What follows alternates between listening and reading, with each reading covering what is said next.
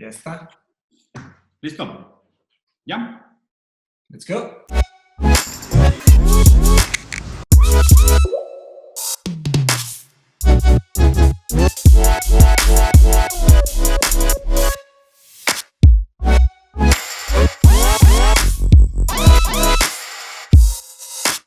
Hola, ¿cómo están? Bienvenidos a otro episodio de Rusarín Bros. Estamos adaptándonos a este nuevo formato en este tiempo de pandemia. Espero que esto solo sea un recuerdo antiguo cuando todo esto termine y lo veamos con gracia y no con desesperación y sigamos haciendo esto los próximos 2 años. Quería plantear un tema interesante que he estado constantemente investigando y aprovechar que hoy vamos a tener todos nuestros patrons con nosotros en el programa platicando y debatiendo y platicar sobre esta relación entre el ser humano y la naturaleza, porque creo que se vuelve un papel pivotal o se vuelve un punto pivotal de la discusión para cambiar el entendimiento del paradigma actual y lo que pudiera perfilar como una nueva respuesta para un sistema de organización mundial, ¿no? O sea, más allá de la paranoia, más allá de las teorías conspiratorias, más allá del misticismo, creo que ese entendimiento fundamental de lo que es el individuo, lo que son las sociedades y lo que es la naturaleza, estos 3 ángulos, esos 3 vectores, probablemente van a ser los grandes organizadores del funcionamiento de la humanidad y de la sustentabilidad, si es que queremos verlo así, de nuestro estilo de vida. Entonces quería presentarles este pensamiento hoy. Va a ser un programa un poquito más dinámico, el monólogo va a estar un poco más corto, pero realmente lo que me interesa es empezar a explorar desde diferentes perspectivas filosóficas, teológicas, ideológicas, culturales, económicas, populares, qué significa la relación entre ser humano y la naturaleza. Machi, no sé si tengas alguno de estos. Sí, claro. Empieza pues sin duda. Bueno, como sigue la tradición del pensamiento crítico y pues un poco nuestra tradición en el podcast, para poder hablar de una pregunta de este tamaño tenemos que definir un poco algunas cosas, ¿no? Al hacer la pregunta de esta manera, la relación entre el ser humano y la naturaleza, yo creo que hay varias predisposiciones que ya estamos tomando como un hecho, ¿no? O sea, si diferenciamos el ser humano y la naturaleza, la relación entre ellos, ya estamos imaginando que el ser humano no es naturaleza. Sí. Entonces, ¿cuál es la definición de ser humano? Pues ya sabemos, las personas, ¿verdad? Homo sapiens, que hemos estado en este planeta por unos cuantos años. Antes estaban otros, pero estamos usando la definición moderna de ser humano. Y naturaleza, creo que la definición que te refieres, Diego, en esa pregunta es animales, plantas, todo lo que son seres vivos, menos los humanos. ¿Estás de acuerdo? Entonces, yo tendría que primero preguntar esa distinción. O sea, para poder responder la relación entre el ser humano y la naturaleza, sería entender la relación, o sea, entender qué es ser humano y qué es naturaleza, ¿verdad? Uh-huh. Entonces, si contemplamos ¿cuál es la diferencia entre ser humano y naturaleza en este contexto? La diferencia es que el ser humano tiene una conciencia, ¿no? Una conciencia compleja, capacidad de lenguaje sofisticado, capacidad de imaginación, que nos imaginamos el sistema político, el sistema económico, por eso le damos valor, ¿no? Tenemos esa creatividad, tenemos una predisposición a las artes. Todo eso es ser humano, ¿no? Eso es lo que nos hace humanos. Eso nos diferencia de un árbol, nos diferencia de una planta, de un animal, de un gusano, de un insecto. Entonces, tú planteaste tres vectores, ¿no?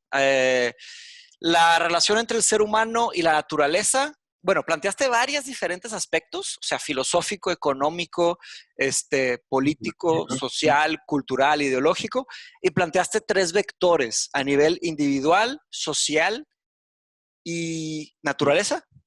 Terrestre. Okay. Y terrestre, ok.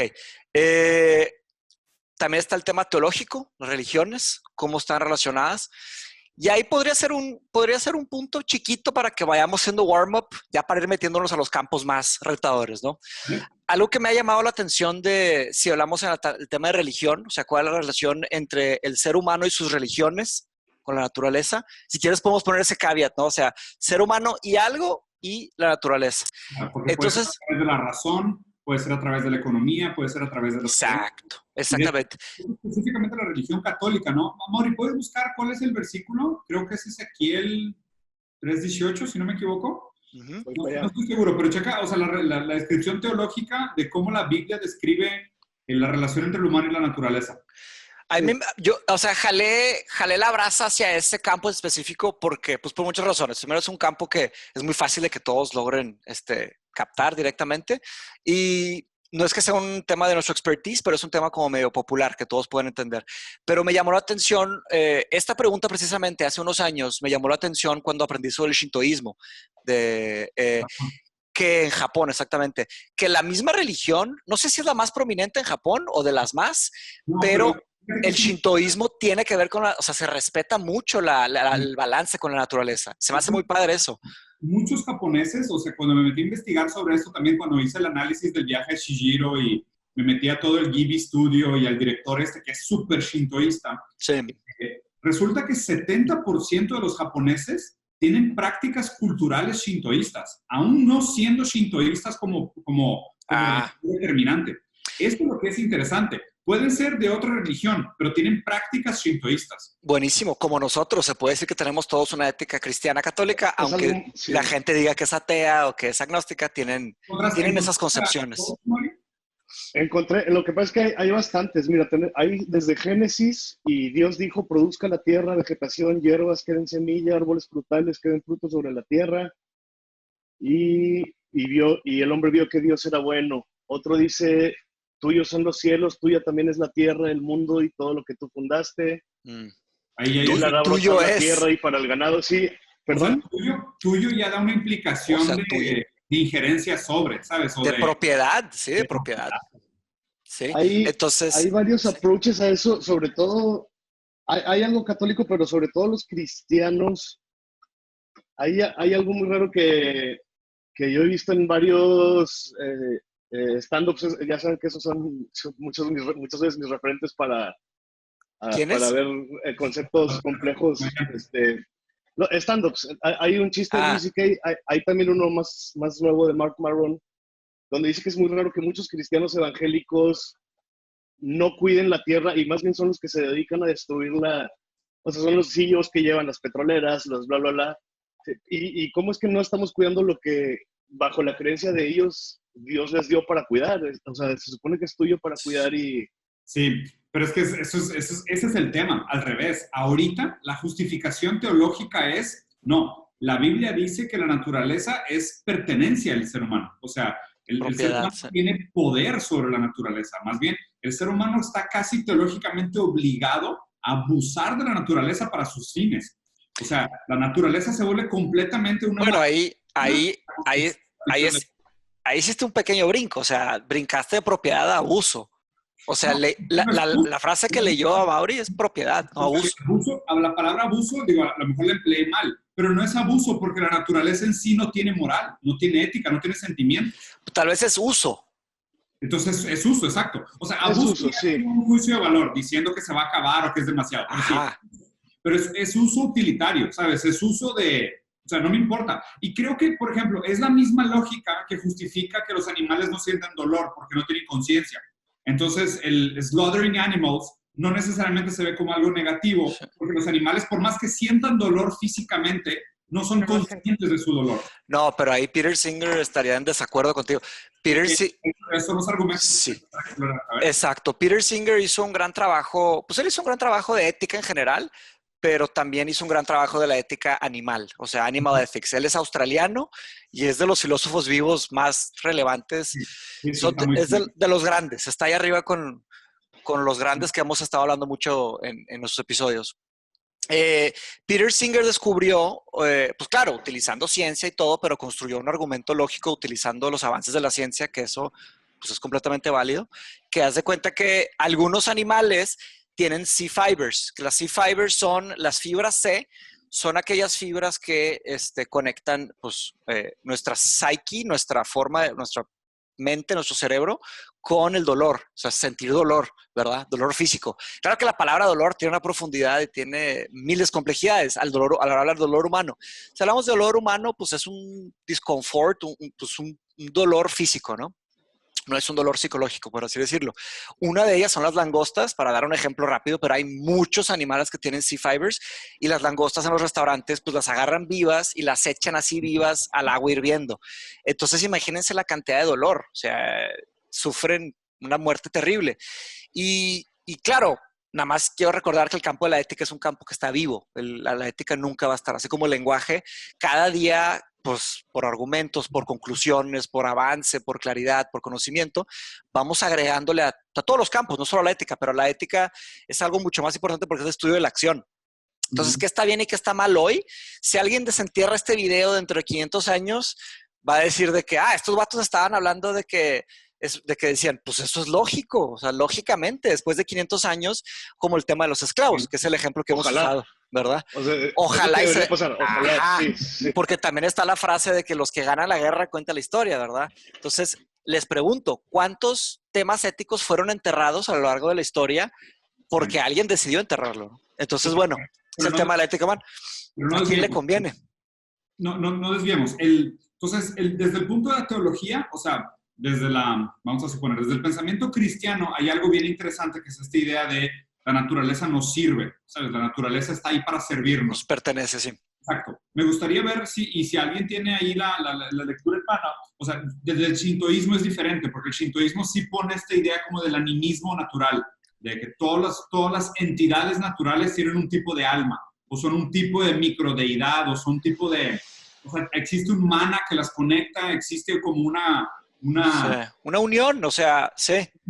Que las intervincula y nos hace pertenecer a ese sistema, ¿no? Entonces, obviamente, sí hay un tema todavía utilitario dentro del shintoísmo, porque, o sea, sí puedes sacar los pescados del agua, sí puedes tumbar los árboles, pero los tienes que tratar no como un objeto, sino como algo anímico, o sea, como algo que tiene un espíritu propio. Y eso ya cambia mucho el discurso, porque es otro tipo de utilitarismo. Es decir, sí puedo tallar un árbol para construir mi casa, porque para eso son los árboles, pero lo tengo que hacer con la conciencia de que estoy haciendo un tipo de daño al sistema, o estoy inyectando un tipo de entropía al sistema para un beneficio propio, ¿no? Entonces el shintoísmo ahí cambia un poquito. No sé cómo sea, porque aparte esto es algo bien interesante. Ahí te va mi problema con este tema, o por qué quería platicar de este tema en específico. El impasse entre individualismo y socialismo, y no estoy hablando de socialismo como modelo político, estoy hablando de esta idea de construcción de comunidades, ¿sabes? Esta idea de igualdad para todos. Sí. Era la promesa de la globalización. O sea, la idea era nosotros, como sociedad moderna, apuntábamos a un crecimiento exponencial, a una calidad de vida muy alta para algunos, y la idea era, oye, ¿sabes qué? Lo que tenemos que lograr como sociedad, o sea, la promesa de la globalización es lograr este estándar de vida y esta calidad de vida para todos. Hacia eso progresamos. El progreso era, oye, llevar celulares a África, llevar internet a India, llevar derechos humanos a Corea, ¿sabes? O sea, esa era la idea de la globalización, esta era la idea del progreso. ¿Okay? El parteaguas es el evento COP21 que se dio en París en el 2015, donde los diferentes países presentaron su propuesta de globalización y hubo un consenso. Le dijeron, ¿sabes qué? No nos alcanza. O sea, esta idea de, pues ya somos 9 billones, vamos para 10. Para cuando ustedes quieren cumplir este sueño de la globalización, de llevar celulares para todo el mundo, de que todo el mundo tenga una computadora con acceso a internet, de que todo el mundo pueda tener transporte público, que todo el mundo pueda tener calidad de vida, comida, servicios, gastos médicos, ese sueño no existe, no da. O sea, sí, somos 7.8 billones, sí, pero no da. Tienen la proyección de 2030 y luego 2050. O sea, 9 y luego 10, ya. 9 y luego 10. Entonces, haz de cuenta, decían, no da. O sea, simplemente no nos alcanza. No alcanza la prosperidad que buscábamos a nivel global, ya. Exactamente. Entonces, la globalización a la cual aspirábamos es un sueño muerto. Sí. Desde el 2015. Desde el 2015, en el consenso de la COP21 en París, dijeron de que nope. El mundo supo, for a fact, ese sueño de globalización es imposible. ¿El mundo o un grupo elitista del mundo? Aquí es lo raro, Machi, el mundo. Me metí a investigar y hay miles de papers publicados. Pero bueno, o sea, ¿tú sabías en el 2015 eso? No, ¿sabes por qué? Eso. En 2015 fue el Rise of Populism, Alternative Truth, Climate Change Denial. O sea, ahí empezó todo ese tema de, la madre, la ciencia ya nos probó que la promesa de globalización no es verdad. ¿Eso está en el libro que estás leyendo? En Down to Earth, exacto. Sí. Es el que posteé, que de hecho la vez pasada también los posteé. Y luego me metí a investigar y obviamente ya me aventé, güey, tipo, puta, llevo 2 semanas nada más leyendo sobre esto, investigando sobre esto, güey. Pero básicamente la premisa es simple. En el 2015 nos dimos cuenta que la promesa de un mundo globalizado ya no jalaba. O sea, esta promesa de sigamos progresando, vale la pena, estamos creciendo como sociedad, es un tema de que la tecnología llegue a un punto crítico, ¿sabes? Es un tema de economía de escala, no estamos tan lejos, las cosas van mejorando. Cuando lleguemos a esa casi utopía de la economía, vamos a tener suficiente capacidad productiva para proveerle a todo el mundo una buena calidad de vida, igualdad de oportunidades, que era la promesa de la globalización.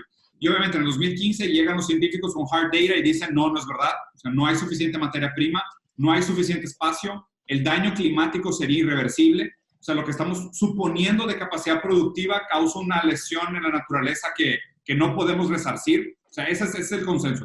Entonces, ahí hay dos reacciones. La primera reacción es la retrotópica, que es decir, okay, si lo global no funciona, regresemos a lo local, que es, oye, pequeñas comunidades, comunas, vivir simples, regresar a la naturaleza, y nos dimos cuenta que tampoco es verdad. ¿Okay? Entonces, ¿tampoco se puede o cómo que no es verdad? No se puede.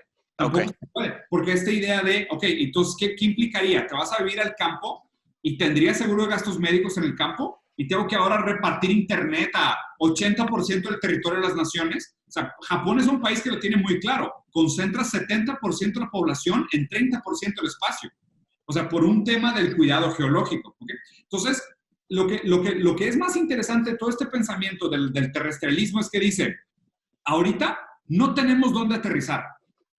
¿Por qué no tenemos dónde aterrizar? Haz de cuenta que va a ser un avión que supuestamente el avión iba hacia el globalismo, iba hacia la globalización. A mitad del camino le dicen al piloto, oye, ¿sabes qué? No podemos llegar. La isla esa que te prometieron de la globalización ya no existe. Y dice, puta, pues a regresarnos. No, la del localismo tampoco existe ya. Ya cambió. Entonces, ahorita estamos en un avión donde la gente dice que la ciencia es falsa, que la Tierra es plana, están aprovechando el populismo y básicamente todo el discurso geopolítico se volvió negar la realidad de que tanto el globalismo, empujado por el individualismo, por esta idea del mercado salvaje que se autorregula, no es verdad, no existe, y el localismo, que era esta idea de las comunas y la distribución de los bienes y demás, ya no es viable, sí, ya no es viable. Ninguna de las dos es viable. Okay. Entonces, aquí después de tener... Dale, perdón. Comentario rápido. O sea, sí, el regreso yo sí lo veo imposible. Después de tener Netflix, la gente no se va a ir a vivir al campo y a trabajar para sacar sus propios calabacitas. Sí, no, la verdad deja es que... tú. Ya no van a ver, o sea, no van a regresar ni a ver TV Azteca y Televisa. Deja tú. Exacto. No podemos volver ni a eso. Sí. No podemos volver ni a oír la radio, ni siquiera... Y al otro es abonando a lo que decías, Diego. O sea, no vamos a hablar de COVID, pero es nada más para poner el ejemplo de los textos más acertados que yo he leído sobre ahorita de la cuarentena y demás. Fue un filósofo y sociólogo que se llama Gilles Lipovetsky. Él es francés. Ajá. Está un poquito bajo tu micrófono, Amaury. Si le puedes subir un poquito. O acercarlo. A ver, ahí. Es que traigo el audífono. Ya. ¿Ahí me oyen más o menos? Sí se oye. Puedes hablar un poquito más fuerte, más cerca, sí. Voy a gritar. Dale.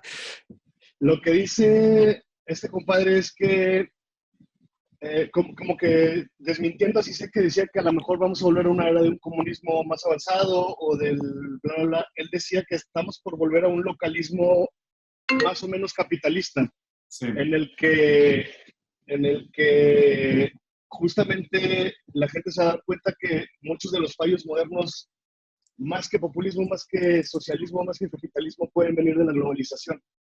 Entonces, que no hay forma en que las naciones poderosas como Inglaterra, como Francia, empiecen a... O sea, se tendrían que estar preguntando ya por qué no teníamos capacidad de producción de mascarillas o de ventiladores. O sea, por qué todo está en China.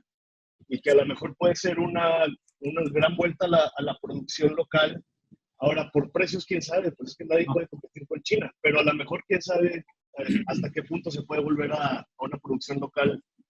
No, o sea, serían parches. O sea, todas estas soluciones son soluciones que, o sea, haz de cuenta que es ponerle el dedo a la hemorragia. Haz de cuenta que tienes un agujero entre las costillas y le pones el dedito, ¿sabes? O sea, ese para que truene.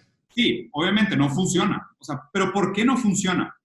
Lo que no concilia el sistema económico nunca es necesidad de crecimiento, o sea, que es demanda infinita con recursos finitos. Eso es lo que no concilia la economía. O sea, ninguna economía concilia esa idea de, pues tienes un mercado que constantemente pide y necesita, y tienes una fuente de materia prima que pues, eventualmente se va a acabar. Algo se va a acabar. La idea es que hay escasez, ¿no? La escasez es el principio de por qué funciona la economía. Hay oferta y demanda, variaciones de precio, lo que tú quieres. Para mí, ¿por qué el debate de la naturaleza es central en este cambio de paradigma?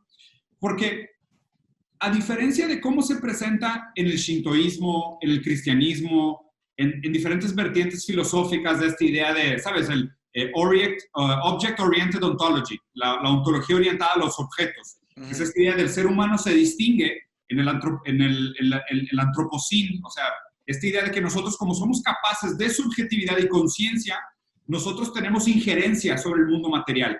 O sea, nuestra conciencia es la que transforma el mundo material a través de nuestras intenciones. Si no, todo sería consecuencialismo, o sea, sería pues, determinismo, de pues, las cosas suceden porque es el orden natural de las cosas. Nosotros somos antinaturales por nuestra conciencia. Nosotros suponemos que la conciencia es como una fuerza de resistencia a la ontología del objeto. ¿Okay? Esta idea, esta premisa es la que se tiene que desafiar. ¿Por qué? No por el hecho de que nosotros no podamos entender el efecto de la naturaleza en nosotros, estemos separados de la naturaleza. O sea, ¿qué quiero decir con esto? Creo que un ejemplo que ponía hay un pensador que es un biólogo que se llama Lovelock. Lovelock presentó esta premisa de que hay un tipo de bacterias, de fungi, que están en el océano, en un lugar específico, en el Pacífico, sí, que hacen, a través del proceso que hacen de consumir un tipo de bacteria y luego transformarla en otro tipo de bacteria, calientan el agua y ese calentamiento del agua hace que suba la condensación, se formen las grandes nubes del Océano Pacífico y eso de alguna manera regula todo el clima del hemisferio sur de la Tierra. ¿Okay? Él dice, y eso es específicamente de esas bacterias en esa parte del océano, en el Océano Pacífico. A medida que nosotros comemos muchos pescados y sacamos muchos pescados del océano y los centralizamos en granjas de pescados que están más cerca de las costas, uh-huh, las bacterias que los pescados dejaban, que alimentaban ese tipo específico de fungi, ya no están haciendo su función. ¿Okay? Sí. El problema es ese, que nosotros pensamos en pedacitos fragmentados del sistema para tomar decisiones a nuestra conveniencia. Como decir, no, ¿sabes qué? Por ejemplo, yo controlo, o sea, es esta idea irracional de yo tengo leyes en mi país para el cambio climático. Como que, neta, o sea, ¿de qué sirve, güey? O sea, las nubes se mueven, el impacto que tú tienes aquí como ecosistema, o sea, que se acaba en la frontera, o el coyote si cruza la frontera ya no es problema tuyo, ¿sabes? O sea, no, claro. Es completamente arbitrario. Pero, lo difícil de esto es que no solo es arbitrario en términos del sistema natural, o sea, externo al humano en su subjetividad en el antropocentrismo, sino que el ser humano en sí es parte del sistema natural. El ser humano es natural. El ser humano es naturaleza. O sea, yo lo que creo que es sumamente difícil de explicar el por qué este cambio de paradigma es el único que puede salvar la humanidad, es cuando pasemos a entender que no es que yo tenga que hacer algo por el bien del otro, o que yo tenga que hacer algo por el bien de la naturaleza como un tercero, sino es cuando vamos a hacer el cambio de la conciencia, de decir, la naturaleza soy yo.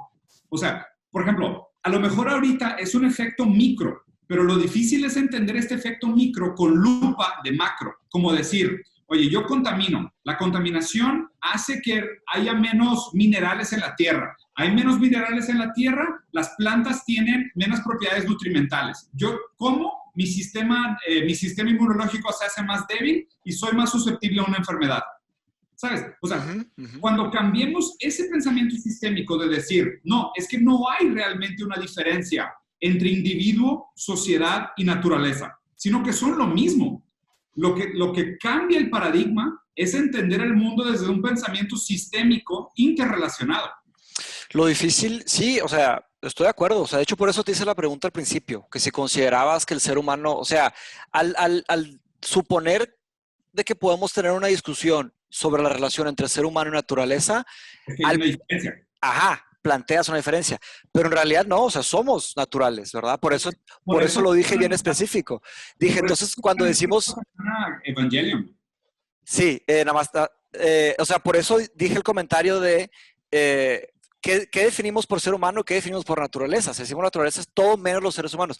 Ahora, ahí está problemático, porque al observar la naturaleza, o sea, la primera premisa es que el ser humano es naturaleza, ¿no? Ahora observemos naturaleza. ¿Cómo se comporta la naturaleza? Ahí es donde se pone problemático.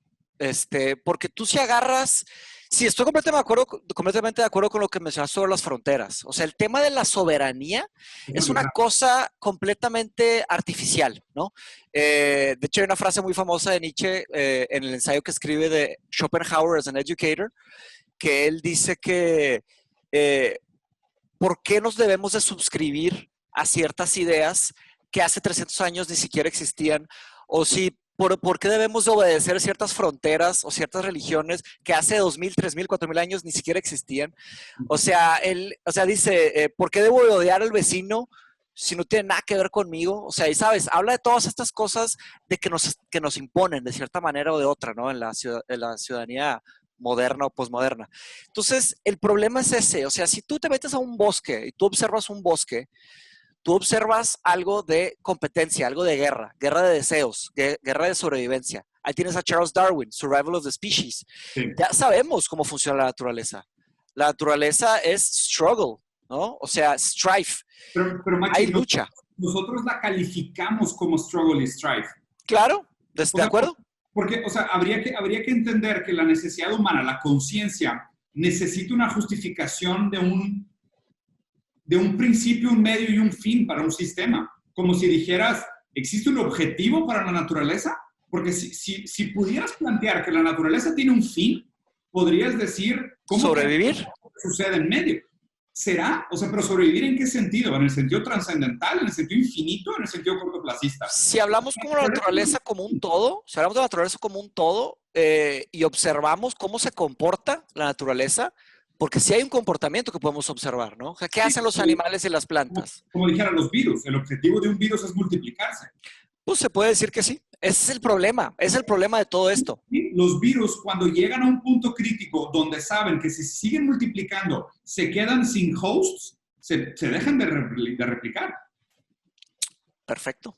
Ahí llegaste al corazón del problema. El problema es el que puso Aldous Huxley. El problema que puso Aldous Huxley es sobrepoblación. Aldous Huxley escribió Brave New World con una terrible pesadilla que tuvo de un futuro en donde nadie iba a saber que era verdad, en donde nos íbamos a meter, ¿sabes? Y su gran preocupación la sobrepoblación, hasta que el gobierno privatizó, nacionalizó, no privatizó porque no había opción, no había competencia, era un proveedor de bebés, se llama gobierno.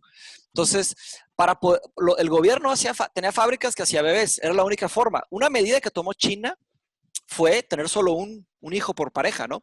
Una medida reglamentaria. Y ¿qué implica? Implica tristeza, implica un país, ahí estás matando o estás mutilando la cultura humana, porque es un país sin hermanos, es un país sin primos, o bueno, con pocos, primos, ¿sí, no? Sin primos. También, sin tíos. Mil cosas ópticas que estás un país sin tíos. ¿Se imaginan sus vidas sin hermanos, primos, tíos? Desde ahí ya es otro mundo que no nos podemos imaginar, porque no nos tocó. Entonces, es una serie de cosas. Ahora, ¿por qué mencioné lo de la naturaleza es strife? ¿Ok? Nosotros le puedes llamar como quieras. Le puedes llamar struggle, strife, o le puedes llamar survival, o le puedes llamar florecimiento, le puedes llamar multiplicación. Pero, por ejemplo, si hay un lobo y hay comida, si hay dos lobos y hay comida para uno, o sea, va a haber ahí un conflicto. Por eso están las manadas, están los packs, había que estudiar ahí. Pero otro ejemplo que te doy, están las plantas, ¿no? Si plantas un oak tree, que es el roble, si plantas un roble, el roble va a asesinar, o llámale como quieras, matar, asesinar, destruir, erradicar a todos los robles alrededor. Solo nace un roble de tiempo en tiempo. Es un strife, es un struggle, llámale como quieras, un conflicto, y nace un roble. Hay otros tipos de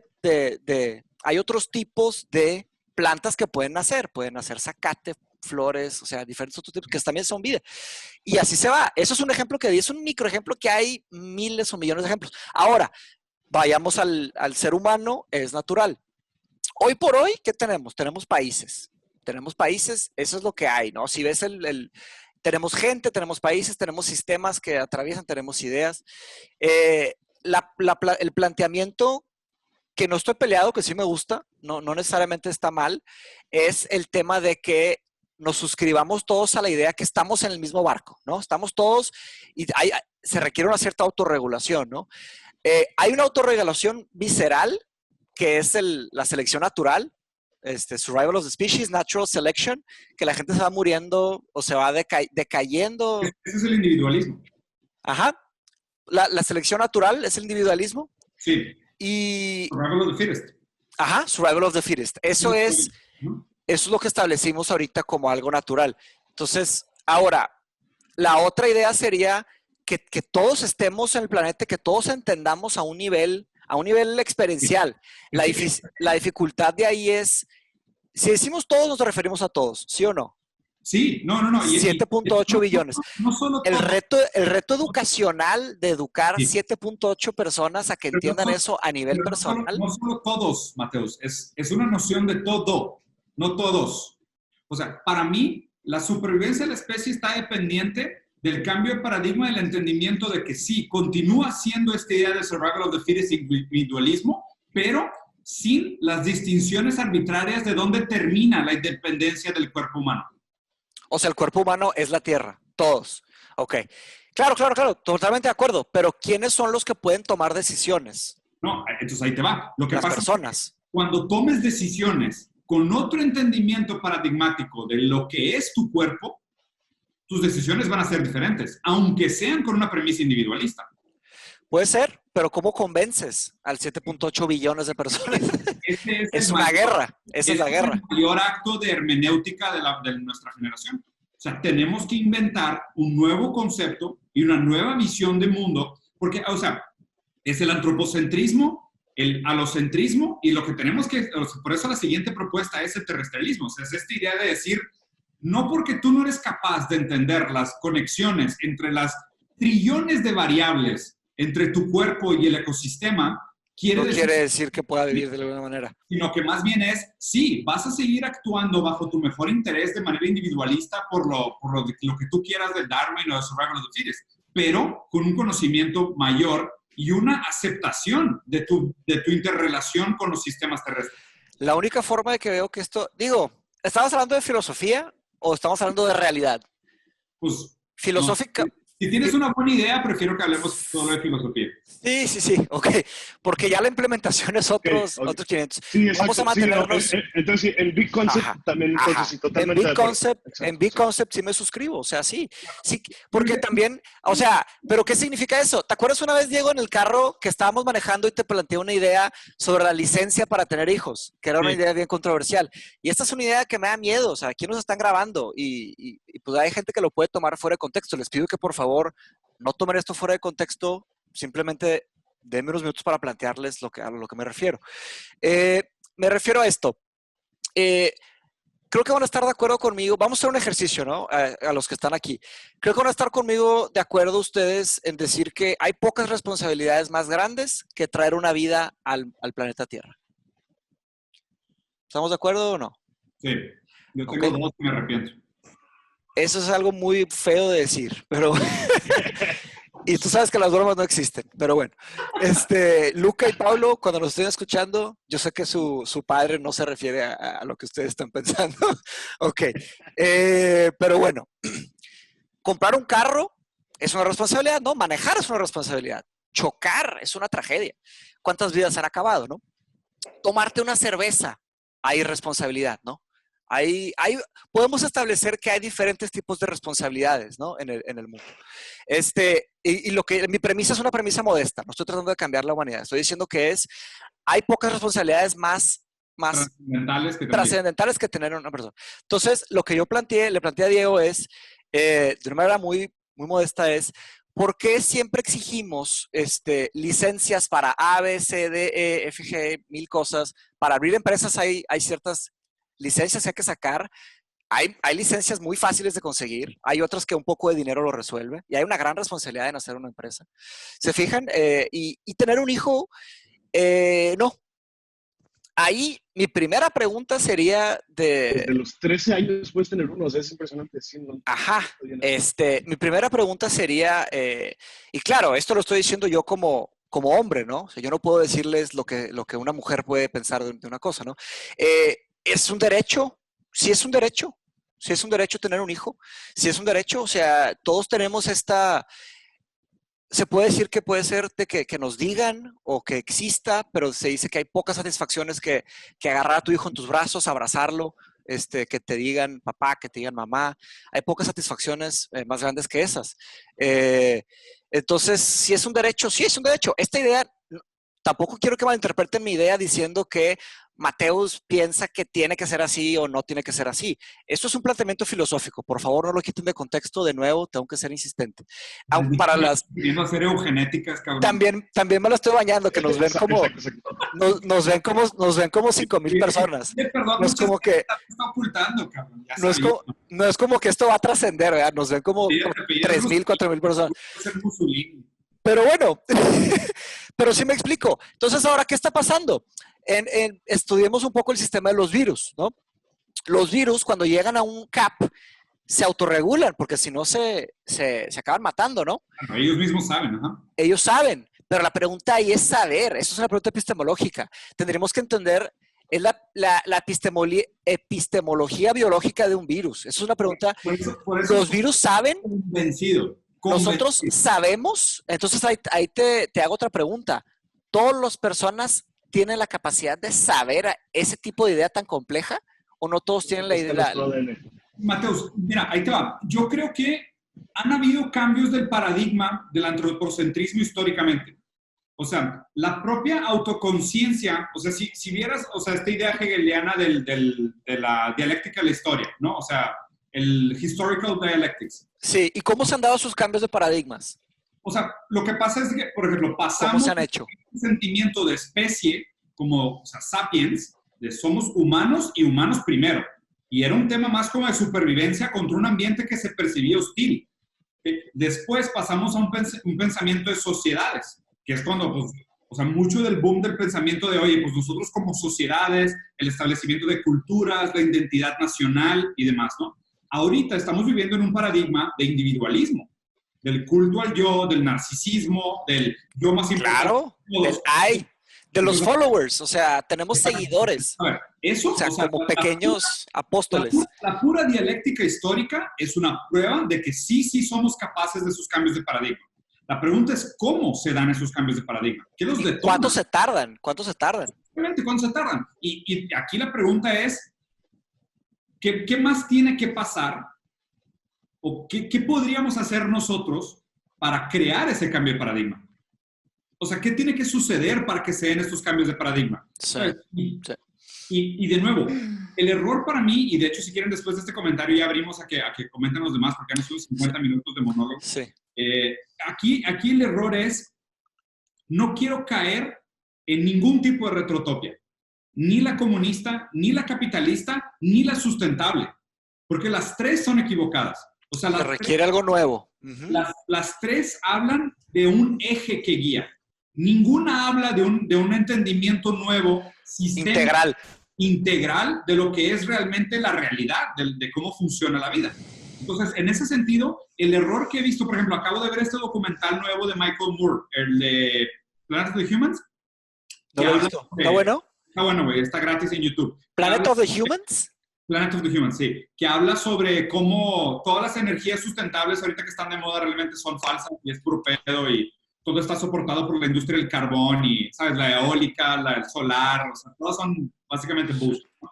Y aún en Vermont, que es de los estados más green, progresivos de Bernie Sanders, esos son los estados donde ahorita está de moda el biofuel, que básicamente lo que es quemar árboles. O sea, es wood chips. Es como, que ahí tengo... Porque los árboles los puedes volver a plantar. Sí. Quememos todo. Ahí tengo un comentario para que continúes y luego tengo un comentario que les quiero decir. El primero es, o sea, es un lujo cuidar el planeta ahorita. En la forma en la que están las cosas es un lujo. Hay familias que no les alcanza ir a Whole Foods. Ni Claro. siquiera hay un Whole Foods. Sí, claro. Hay familias que tienen que Ese es alimentar a sus hijos con gansitos. Ese es el error de pensar en la sustentabilidad desde el paradigma actual. Porque la sustentabilidad es un lujo, como tú lo dijiste. Y ese no debería ser el paradigma. Y es una ideología lo que se vende, ¿no? Se vende Sí. un paquetito. Lo hemos criticado mucho. Poner los lentes, güey, y es pure ideology. Sí, es un paquetito de que, oye, cómprate esta, híjole, no quiero decir marcas, pero esta camioneta completamente eléctrica que va a salvar el planeta. Aquí está aquí está la invoice. Sí, Sí, no, o sea, definitivamente es ideológico. sí. Porque no es un sustento real. O sea, el cambio de pensamiento tiene que ser sistémico. Pero bueno, si quieren... Bueno, sí, vayamos por- nada más quiero hacer un comentario y luego, y ya, esto.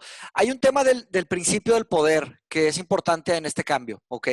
Yo creo, yo pienso que el poder se comporta de esta manera. Les voy a explicar por qué. El poder se comporta, uno tiene un cuerpo de poder, no tiene un círculo de poder. Cuando hay una amenaza en ese cuerpo de poder, el dueño de ese poder se dice, bueno, espérame, entonces tantito menos y se hace más chico su poder, ¿ok? ¿Por qué digo esto? Porque antes de perder todo el poder, van a perder parte del poder, ¿ok? Parte del poder. Entonces, es complicado cambiar el switch. Para cambiar el switch, tendría que haber revoluciones simultáneas por todo el planeta, habría mucha muerte, mucha miseria, mucho problema, para quitar a los que están en el poder, para cambiar el sistema, porque estamos hablando de cambiar el sistema. Entonces, lo que se me hace más probable que va a pasar es que van a haber batallas, microcambios y va a tomar tiempo, y así es como se ha dado el cambio en la historia. O sea, la idea de Hegel, the idea, es esta, no le quiero llamar ni energía ni nada, pero es una idea que va guiando la humanidad en la tesis, antítesis y síntesis que va trabajando de cierta manera. Entonces, para Hegel, vivíamos y vivimos y siempre vamos a vivir en el best possible world. O sea, estamos en el mejor mundo posible. Y todo lo malo que ha pasado y todo lo malo que va a seguir pasando es parte del péndulo hasta que después se dé la vuelta y empiece el cambio. Entonces, no, o sea, es muy, sí hay muchas teorías del cambio. Hay cosas para cambiar que deben de ser instantáneas. Si no son instantáneas, es difícilmente que se van a hacer. Hay otras cosas de cambio que son graduales, que son complejas. Ahí tienes un chorro de sistemas. En Estados Unidos, por ejemplo, para dar un ejemplo, el país más fuerte en algunas definiciones de la palabra, básicamente, pues están las cámaras, ¿no? Los senadores, están los sistemas políticos, están los sistemas de leyes, para cómo funciona cómo funciona el país, ¿no? Entonces, ¿cómo sería meternos otra vez? Digo, tocamos sin querer tal vez lo que tocamos la vez pasada. ¿Cómo sería un sistema global que entendiéramos todo? ¿Se podría escribir sobre eso? Está interesante. Es un súper tema, güey. La neta es que es un súper tema. Pero bueno, si quieren, abrimos a comentarios. ¿Quién quiere comentar algo? ¿Investigaron algo sobre la relación del ser humano con la naturaleza? Ahí ya la habría Gallery View. Creo que están en mute, pero también me gustaría ir viendo cómo podemos organizar. O sea, para no... ¿Quieres ver a lo mejor o vayan poniendo en el chat si tienen algo que decir y vamos poniendo según la gente que vaya comentando en el chat. Y vas tú. Javier. Adelante. No se escucha, Javier. Bueno, yo no escucho. No te escuchamos, Javier. Ok. No estás en mute, pero se me hace que... Hay que habilitar el micrófono. Tu mic o algo así. Sí. Sí, un poquito bajo. Bajito, pero... Sí. Ya no se escuchó ahí. Ya no se escuchó, disculpa. Se escuchó tantito y cuando te arrancaste a hablar, nos puedes escribir y yo la leo si quieres. Nos puedes escribir en el chat y yo leo tu... ahí traes unos. Ok. Va.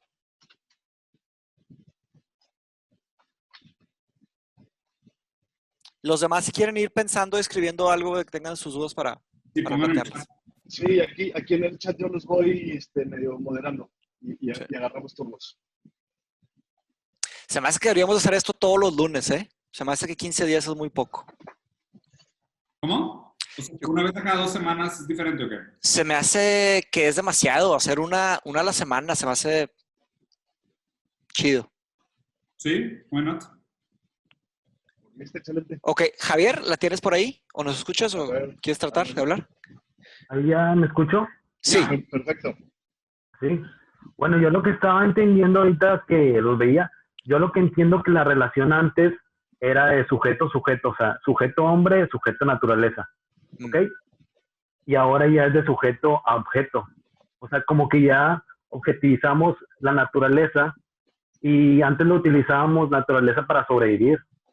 Ahora lo utilizamos para dominarla, para explotarla. O sea, más que nada una dominación de ya no ser uno y uno. Mira, ahí mencionas un punto importante. A fin de cuentas, el por qué es tan difícil este cambio de paradigma es que nos obliga a pensar de manera materialista. O sea, nos obliga al pensamiento de todo se puede explicar a través de la materia. ¿Sabes? Porque si tú no logras hacer porque, por ejemplo, una de mis preguntas ahorita es, ¿cómo vamos a explicar la subjetividad dentro del materialismo?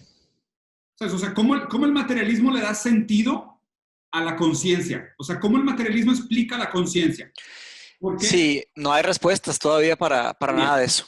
Todavía. Y ahí es donde mucho de lo que estamos aprendiendo en mecánica cuántica podría ser el principio de un nuevo entendimiento de cómo existe una conciliación entre el materialismo y el idealismo, que es esta idea de, oye, pues todos los cerebros hacen sinapsis y descargas electromagnéticas que producen pensamientos, emociones y sentimientos. Entonces, podrías hasta cierto punto explicar el comportamiento humano desde el materialismo, pero eso sigue sin explicar la subjetividad. ¿Por qué dos individuos perciben un fenómeno de una manera distinta?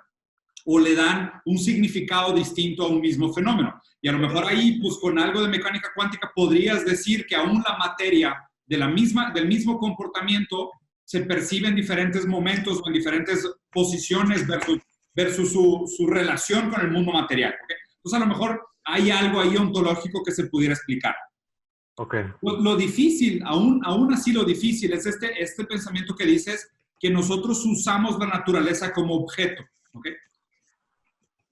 Para mí no tanto es el hecho de que usemos la naturaleza como objeto, sino que nosotros tengamos esa percepción fragmentada de nuestra propia existencia. ¿Sabes? O sea, ¿por qué el oxígeno lo percibo como un objeto externo a mí? Porque sin oxígeno no puedo vivir. ¿Sabes? ¿Y por qué el agua es algo externo a mí si la gran mayoría de tus partículas son agua? ¿Sabes? O sea, ¿y qué es? ¿El agua en este momento? O como decía Hegel, que pues una nuez es un árbol en potencia. O sea, el agua que hoy está en ti, mañana puede estar evaporada. Y el agua que hoy está afuera, mañana puede estar adentro. Entonces, o sea, ¿por qué hacemos ese corte arbitrario de este es mi individual, o sea, esta es mi percepción individual de quién soy yo y esto es lo que defiendo? O sea, esto es lo que vale la pena justificar mi pelea darwinística. Y eso es lo que es completamente arbitrario. Entonces, o sea, ahí es donde está la dificultad del cambio de paradigma, que es el entender que no, o sea, realmente, o sea, no te acabas donde crees que acababas. No eres sustentable al nivel que pensabas que era sustentable.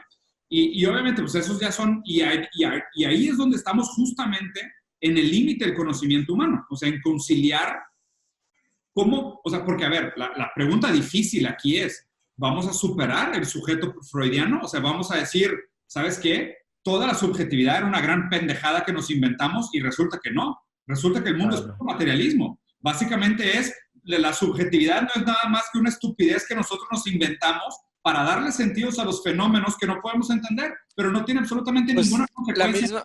La misma conciencia, o sea, la misma conciencia. Sí, adelante, Javier. Podríamos decir que la relación es simbólica, o sea, que nosotros le damos un significado a la naturaleza. Y no solo eso, sino que el significado que le damos nosotros a la naturaleza es posteriori. O sea, una de las premisas que no necesariamente estoy completamente de acuerdo es que todo nuestro entendimiento antropocéntrico, o sea, es esta idea de que la subjetividad le da sentido a la naturaleza del sujeto cartesiano y lo que tú quieras, es a posteriori. O sea, es esta idea muy estúpida de yo te hipnotizo y te digo que si toco 3 veces la mesa, tú vas a abrir la ventana. Y después empezamos a platicar y tú no te acuerdas de esto. Y yo toco 3 veces la mesa, tú te paras y abres la ventana. Y te pregunto, ¿por qué abriste la ventana? Y dices, no, es que tenía calor y demás. Eso es la humanidad.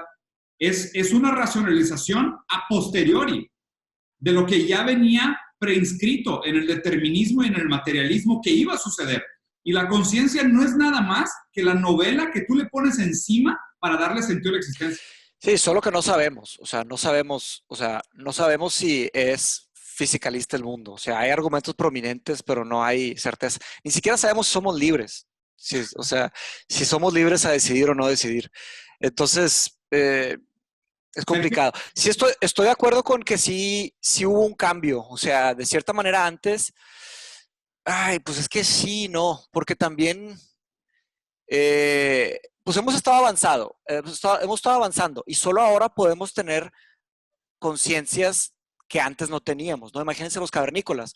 Los cavernícolas sí, no tenían las máquinas que tenemos, no contaminaban a millones y billones, pero también se quemaban, hacían incendios, o sea, habían accidentes y incendiaban un bosque entero y luego se regeneraba. Claro que incendiar un bosque no es nada comparado con lo que hacemos ahorita. Ahorita destruimos, exacto, o la cantidad de gente, exacto. La falacia Entonces, de la retrotopia es esta. Por más que tuviéramos algo que aprender de civilizaciones pasadas, ninguno de ellos tuvo que lidiar con 9 billones de personas. completamente.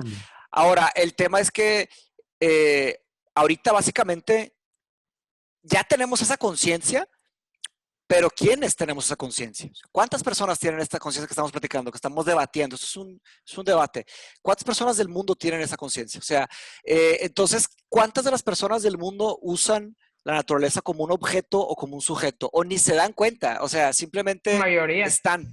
Sí, exactamente. La gran mayoría, 99%, si quieren decirlo. O sea, y la otra pregunta, más difícil todavía, ¿creen que tienen opción o no tienen opción? Sí, pero es que, o sea, Mateus, el problema es que sigues planteando la pregunta desde un eje horizontal. O sea, la naturaleza no es ni sujeto ni objeto. La distinción entre sujeto, individuo y sistema es artificial. Está perfecto. ¿Y luego? O sea, que aún el planteamiento de la propia pregunta refleja que ni siquiera nosotros entendemos la postura. Pues ahí está, falta, o sea, acabas de responder la pregunta, o sea, falta mucho, no es exactamente así. Pero sí, perdón, hola.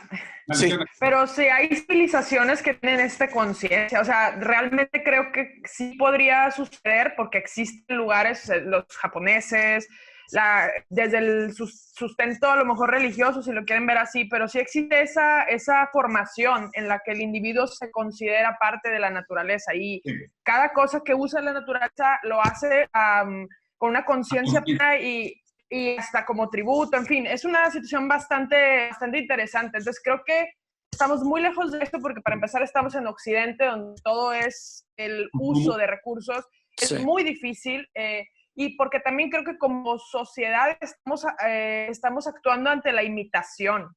Poca gente de verdad hace hacia adentro una reflexión. Entonces yo creo que esta crisis o las crisis que son así muy, muy trágicas son la única manera de que la gente pueda reflexionar y enfrentarse a la carencia real y poder hacer una reflexión hacia adentro y entonces conectarse porque de otra forma yo la verdad no lo veo. O sea, desde la historia, desde los ejemplos, desde las películas, lo veo bien difícil, la verdad.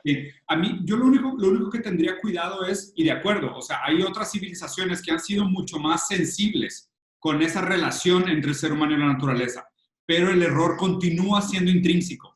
No es una relación entre el ser humano y la naturaleza, porque lo sigue viendo como 2 elementos en un eje en oposición. No es real.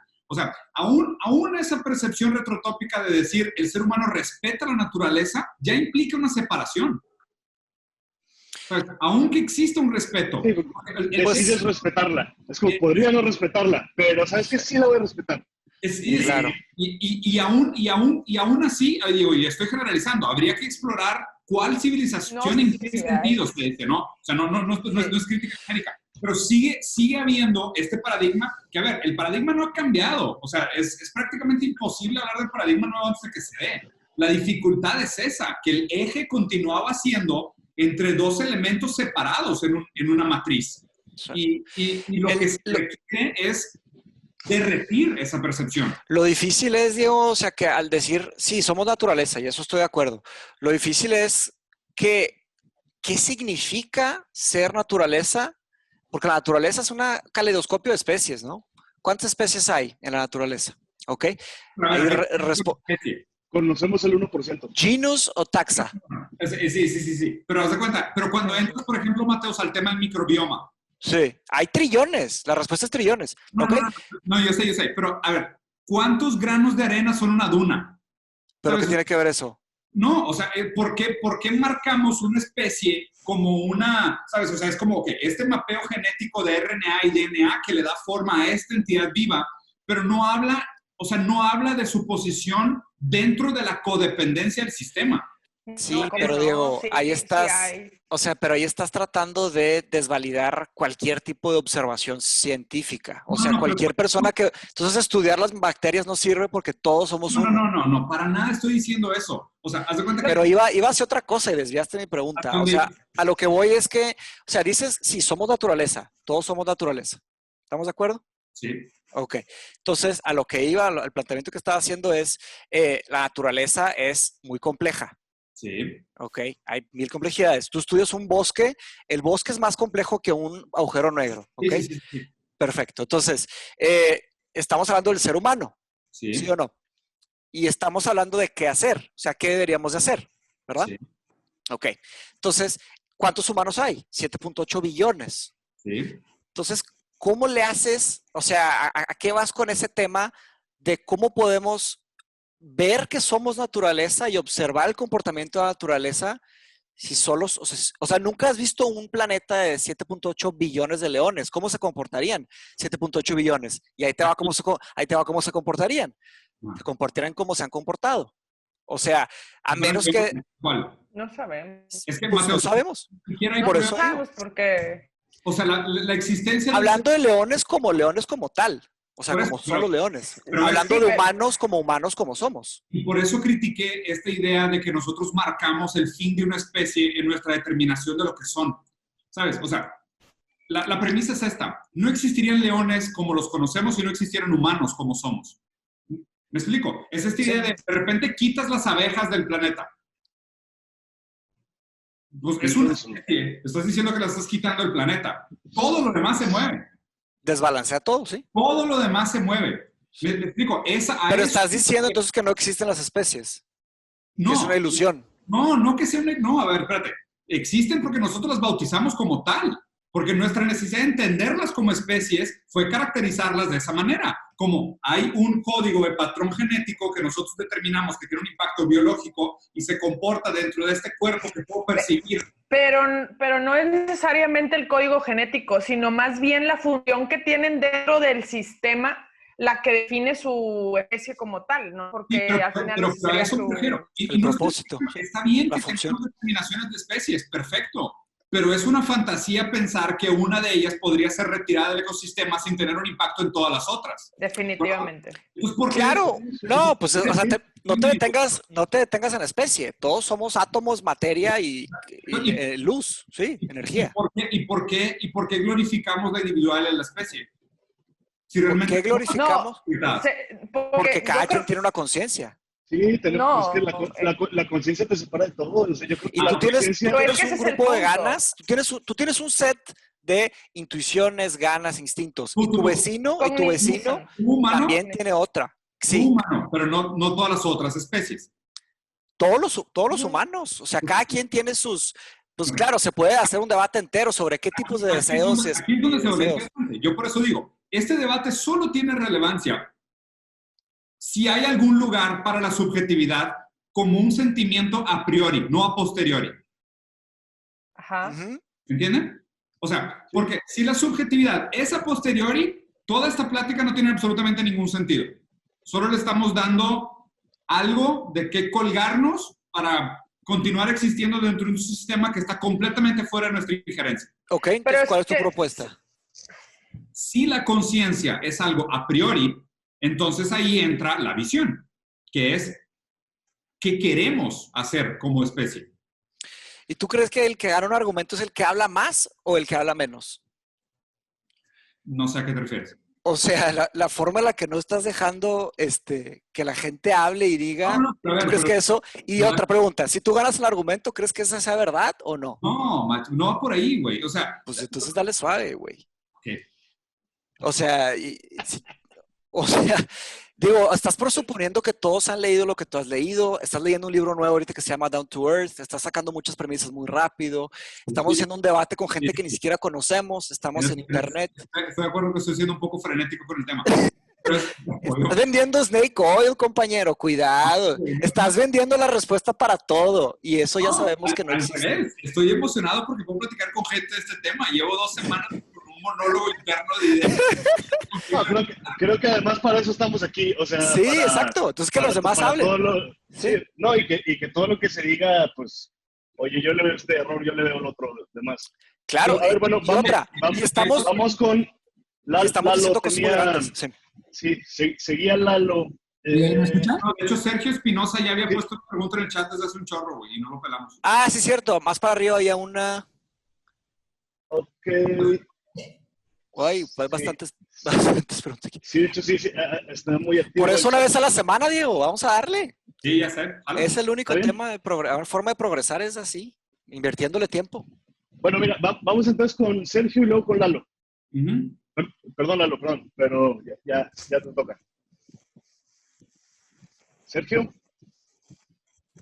¿estás en mute? Sergio, adelante. Sergio dijo que su micrófono no funcionaba, pero puso la pregunta. La pregunta es si el respeto por la naturaleza se debería plantear como una responsabilidad o como una obligación. ¿La propuesta debería ser como una responsabilidad o como una obligación o cómo? Sí, que si deberíamos de plantear el respeto hacia la naturaleza como una responsabilidad o como una obligación. Uf, esa es una grande, porque es el tema de qué somos obligados y por quién o para qué.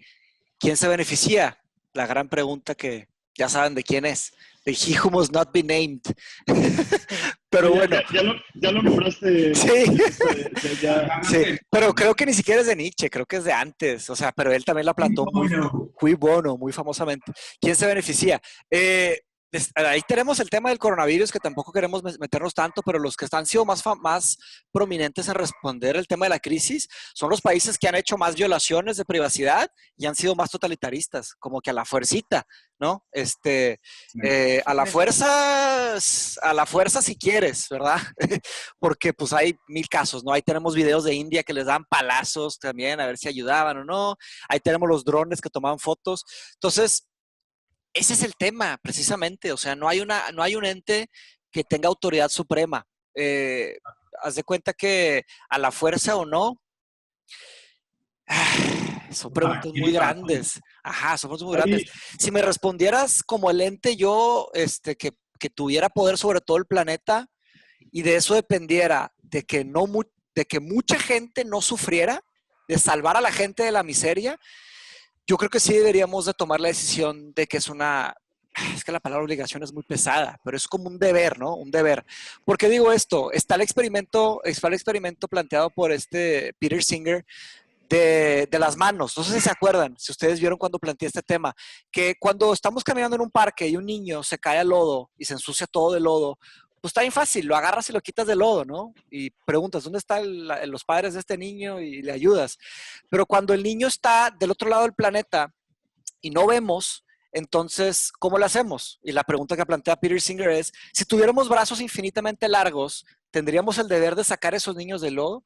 La pregunta que estás planteando es, si pudiéramos, o sea, si tuviéramos conocimiento de que ese es el camino correcto a tomar, ¿tenemos la obligación o es opcional salvar el planeta? Entonces, yo creo que si todos entendieran esta idea que está planteando Diego, o sea, si todos tuvieran, es que allá es un tema de conocimiento. O sea, hay gente que te dice, sí, entiendo, pero hay otra persona que te dice, sí, entiendo a nivel personal y entiendo profundamente y te lo puedo explicar si quieres. Es otro nivel de entendimiento.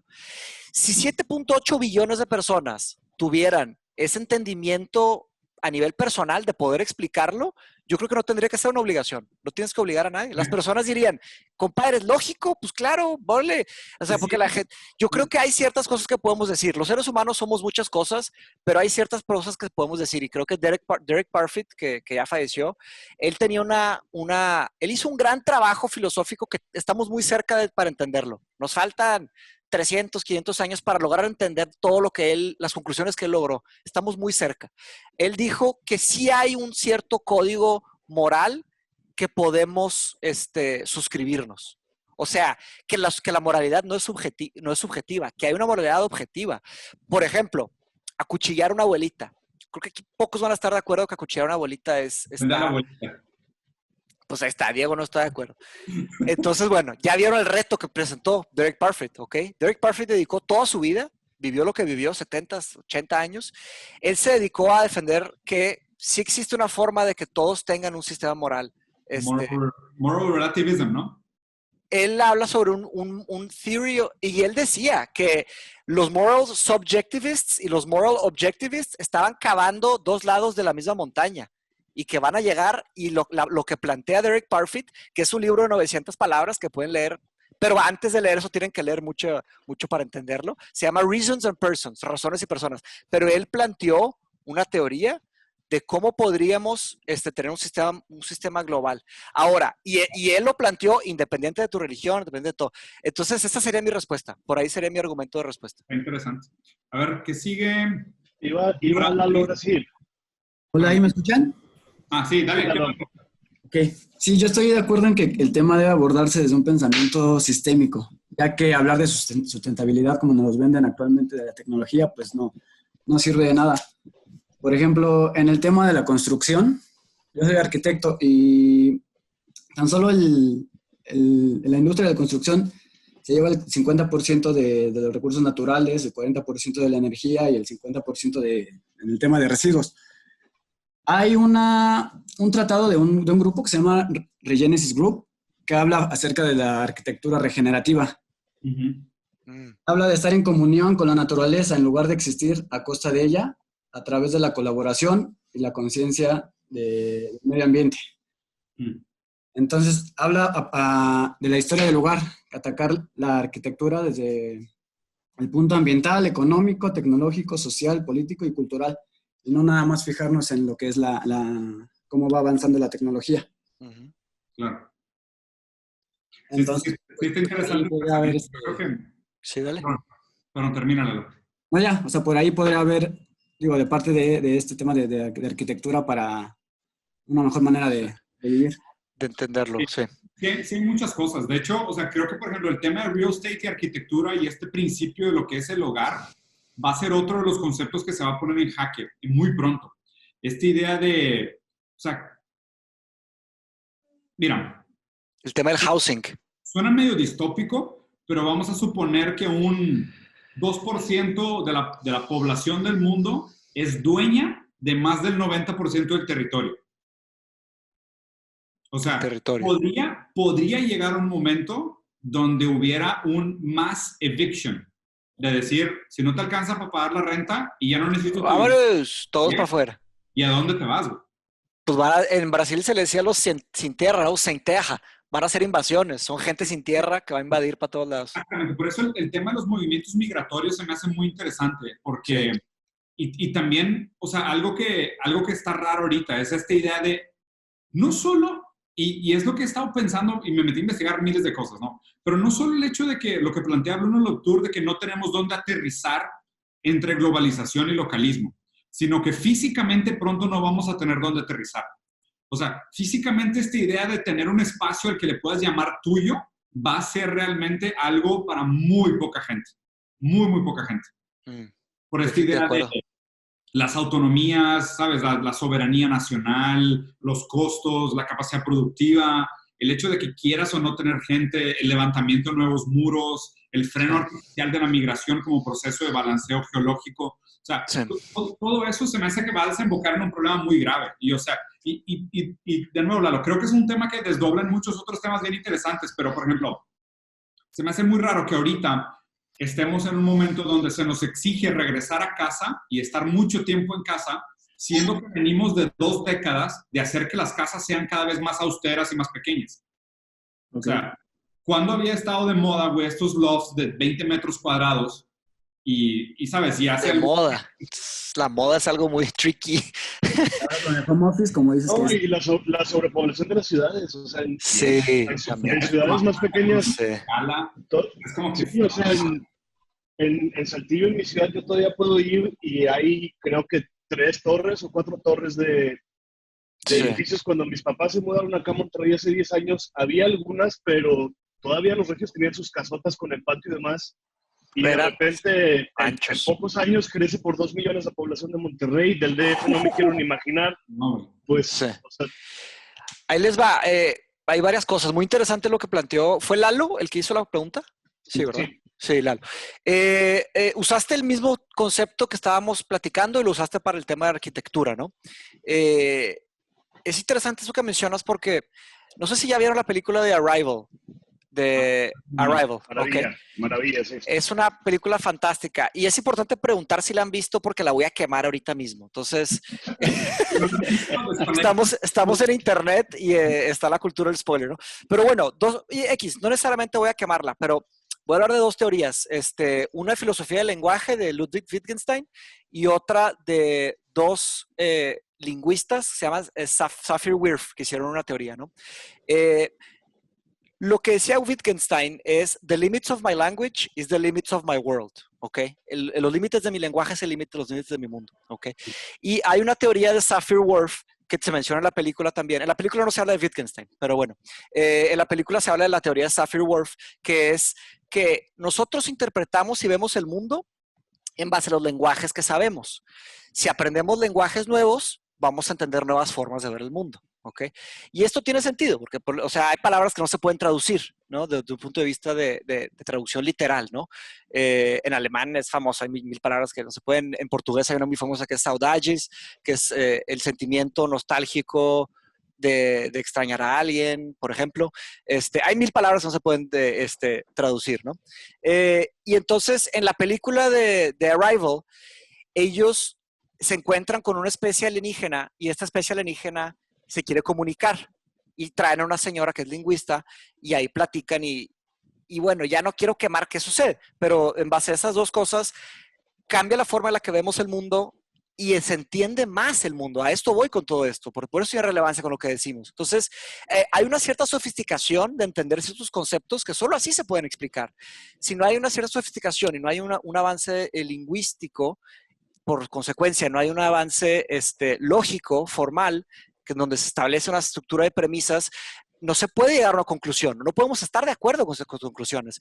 Entonces, a lo que voy con esto es que en el tema de arquitectura, para lograr ejemplificar y explicar todo este tema, estoy seguro que se han tenido que, para poder hacer nuevos progresos que contemplen la arquitectura y la construcción a nivel, a cómo está todo, se tienen que inventar palabras nuevas, tienen que, no solo inventar palabras nuevas, tienen que entender estas palabras nuevas. O sea, y ahí es donde está el reto, porque las palabras están vivas y todas las palabras están como una telaraña, están todas ligadas. Entonces, si usas ciertas palabras para explicar ciertas cosas, estás jalando la telaraña de 1000 temas. Entonces, a la hora de hablar de housing, también estás hablando de sociedad, también estás hablando de política, también estás hablando de construcción, también estás hablando de naturaleza. Y por ahí va el tema. ¿Me explicó? Por eso la dificultad. El cambio de paradigma es el mayor acto mágico de hermenéutica de la historia. O sea, en ese sentido de Wittgenstein de decir, o sea, necesitamos una nueva expansión del lenguaje. Tengo una llamada ahorita a las 12:30. O sea, necesitamos una nueva expansión del lenguaje que cree toda una nueva cadena significativa para que implique todo este cambio sistemático. Eso lo dije yo. Eso lo dije yo, lo dijo Wittgenstein, o sea, eso lo dije yo, de proponer nuevas palabras, pero lo que dijo Wittgenstein es, our limits of our language are the limits of our world. Pero ese es el principio de la hermenéutica. O sea, mucho de lo que se hace con los cambios estos, o sea, hay gente que llama psicomagia y ¿cómo se llama? El que vio Watchmen es Alan Moore, ¿no? Alan Moore, sí. Alan Moore tiene un video, hay un video, de hecho se me hace que tú me lo enseñaste, Mateo, el de Wisecrack de Alan Moore. No recuerdo. Puede ser. Alan Moore quiso destruir el mundo con un cómic. Nunca. Ese no, creo que ese no fui yo. Es una pinche joya, cabrón. Qué chido. Ahora, hablando de hermenéutica, está el círculo hermenéutico, ¿no? Sí lo conocen, el círculo hermenéutico. El círculo hermenéutico es básicamente que tú no puedes entender una palabra solamente como la palabra. O sea, hay un círculo que tú debes de... Tal vez estoy explicando incompletamente, pero el círculo hermenéutico es que sin el contexto no está la palabra y sin la palabra no está el contexto. Entonces es como un círculo, ¿no? Y eso es lo interesante también en la película Arrival, cuando la vean, porque estamos nosotros atrapados en el tiempo. Eso creo que nadie va a estar de acuerdo, nadie va a estar en desacuerdo, que somos criaturas atrapadas en el tiempo o están en desacuerdo. Entonces, el Homo sapiens, o todas las especies si quieren, el planeta Tierra, está atrapado en la flecha del tiempo. Entonces, estos seres que llegan ven el mundo de otra manera porque ellos están desatrapados de la flecha del tiempo. Ellos no están en la flecha del tiempo. Entonces, y también es algo muy romántico la película, porque no es como que vienen... Pero bueno, juega con un experimento, usa unas teorías para plantear un experimento filosófico. Eso es la película de Arrival y está fantástica. Es una muy buena movie. Pero total. Yo me voy a tener que despedir porque ahorita en 3 minutos tengo una llamada y ya me llamaron para que me reconectara. De hecho, o sea, creo que el tema está súper bueno, tira para más. Igual y sí tienen razón de que hay que hacerlo todos los lunes, nada más habría que ver el tema de agenda, saber si podemos hacerlo todos los lunes. Pues sí, si establecemos y reservamos todos los lunes. Que ver. Y justo decir que sí, vamos acortando las respuestas porque había varias que hacer y a lo mejor nuestros invitados sí tienen... No, lo que podemos hacer es igual y después nos juntamos tú y yo y grabamos nada más de que las preguntas. Sí. ¿Está bien? Voy a sacar screenshot de todo lo que preguntó ya. Aquí hay una pregunta de Hernán. Si tienen ahí preguntas y comentarios de follow, mándenselos directo a Mauri, que los centralice y después nos sentamos y las revisamos a detalle. Mándenmelas por Patreon y como quiera yo me voy a quedar aquí todas las preguntas que hicieron. Ya tengo aquí la de Hernán, la de Lalo, había otra de Karina y si vamos a hacer, Karina también propone que si vamos a hacer esto cada semana, ¿les parece que avisemos como el jueves qué tema vamos a avisar y así todos nos preparamos? Sí, la neta es que sí, hoy lo planteé bien chilero, nada más 10 minutos antes. Sabía que no era justo el planteamiento. Y también una disculpa por monopolizar el debate. Creo que vamos a tener que aprender cómo hacerlo mejor si realmente lo queremos hacer como discusión. Sí. Acá estamos haciendo en Mindshop debates todos los sábados a las 10 de la mañana y ya empezamos como que a establecer una estructurita. Si quieres, luego la podemos platicar a ver si usamos algo parecido. Pero también te soy sincero. O sea, si lo vamos a hacer más en formato debate, no es Rusarín Bros. O sea... ¿De acuerdo? Un nombre y ya. Pues sí. Puede ser con un los extra, Patreons puede ser un extra. de Rosary Bro Debates. Podría ser de que sí, o sea, Debate Group o lo que tú quieras. Debates with the Patreons, algo así. Group o lo que tú quieras, o Patreon Mindhive, pero que no sea Rosarín Bros. Porque Rosarín Bros sí me gustaría mantener el formatito de, o sea, un tema, un entrevistado. ¿Ok? Sí. Está perfecto, sí, lo hacemos como un nuevo producto y muchas gracias a todos de nuevo. Sí. Bueno, Raza, cuídense. Nos vemos. Bye, gracias. Bye.